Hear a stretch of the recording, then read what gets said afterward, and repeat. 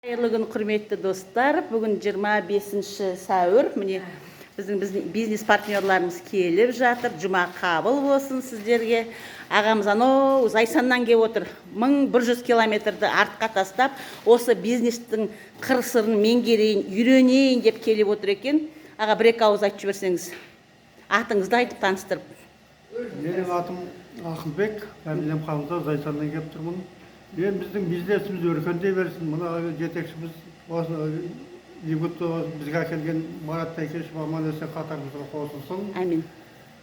Бәрімізге денсаулық, табыс тілеймін. Бәріміз миллионер, бриллиант болсын. Несімен ұнады сізге Ливгут? Соны айтып жіберіңізші. Ау. Ливгут сізге несімен ұнады, аға? Ливгуттың маған ұнағаны бұнда денсаулықты түзеуге болады. Бұл өз пакетін алып бір рет пайдасын көрдім. Ол бірінші.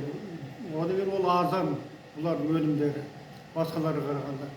Одан кейін табыс табуға болады екен бұл жерде. Адам шақырса, команданы өсірсе, табыс табуға болады екен.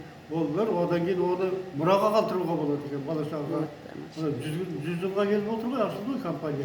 Ол 100 жыл бойы айлығымызды төлеп отырсақ, табысымыз жүріп тұрады екен. Бар жоқ $10 деңізші аға, иә? Иә, бар жоқ $10. Ол кім болсын, миллионер болсын, мен болайын. Рахмет. Айына төлеп